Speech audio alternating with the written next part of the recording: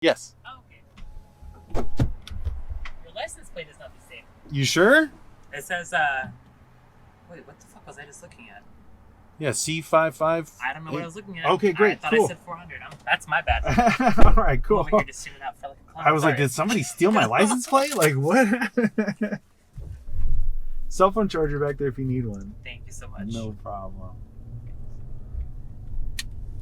Guess it's just the end of my work day and my brain is not functioning the way it should be. Right? You know what? It's that work you just shutting down. You're done with it. It's the weekend now. You're good to go. What do you do for work? Brows and body waxing. Oh, okay. Yeah. That's interesting.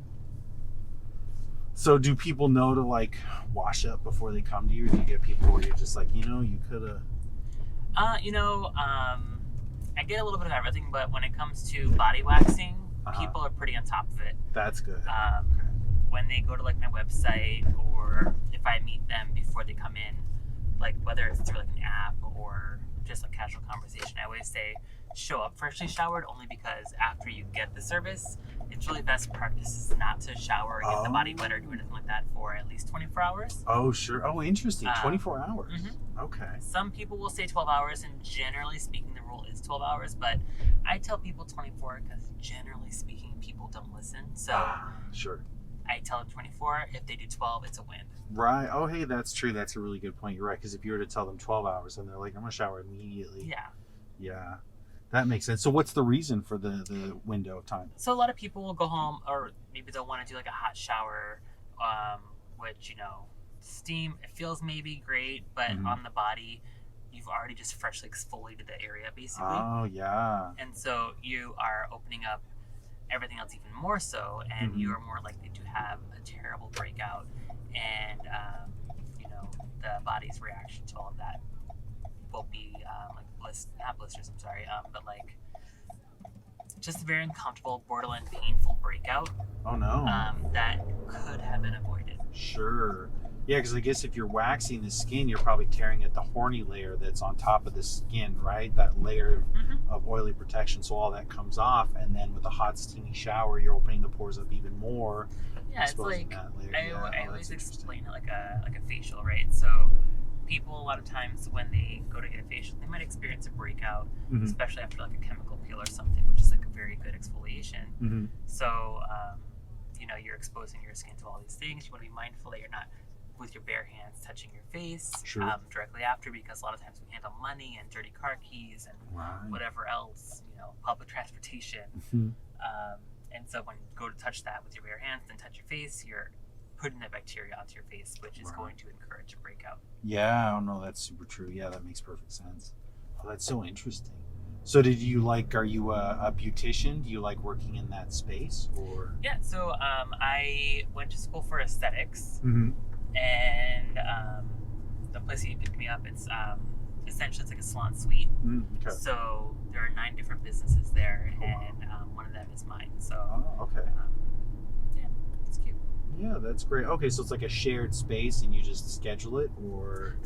There are 9 different rooms, and so everyone has access to their own particular room, and so we come and go as we please. Sure. A lot of times there are a couple of us, through the 9 rooms that tend to work crazier hours.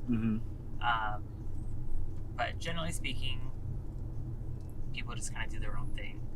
We all have like our own set Google hours, but some of us tend to not work those hours. I see.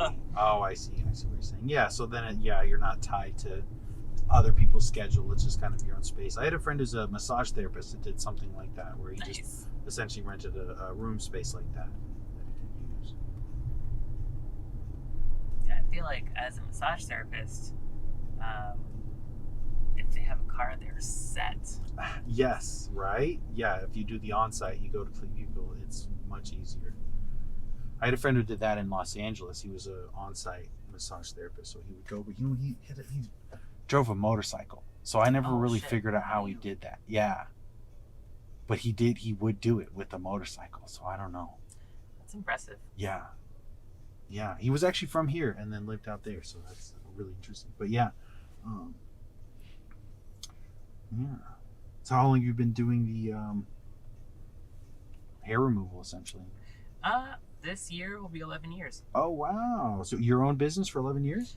So I've been a waxer for 11 years. I see. Almost. And then self-employed since 2018. Nice. Okay, great. Yeah. Yeah, so you're almost on 5 years then. Mm-hmm. Doing it I feel like it goes by quick. Yeah. Do you prefer it kind of this way, having your own business, creating your own, managing your own media and all that? I feel like in the beginning, it's all about the hustle. So you can't just do the one job. You have to find other things that can accommodate that job. Mm-hmm.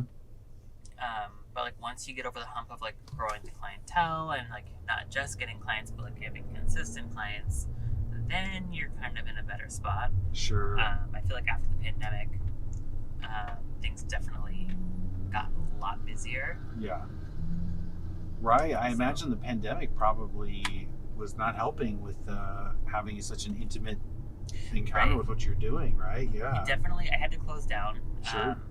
Because technically we're not considered essential, and Oh. it was a whole thing. But after everything opened back up again, Mm-hmm. because some people do get lip waxes and stuff, but the majority will focus on brows and body, and so it was one of those things where I feel like a lot of people realized that they were not focusing on self-care, Yeah. and so that was kind of like a lot of people's new priority for themselves. Absolutely. And so I got a lot of new clients that were like, yeah, I've never done this before, but trying to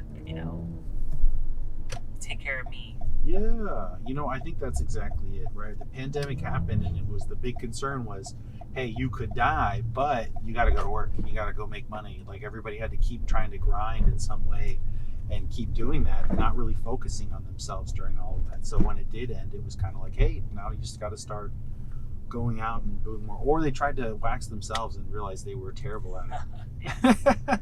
Yeah, I'm sure you probably got a lot of those too, right? People that are like, I didn't have anything to do, so I just did it myself. And A mixture of that, and then like people talking about how they decided to start cutting their own hair. oh yeah, Like, yeah, I would never. right. I saw a lot of people that gave themselves bangs and then regretted it immediately, which is very funny.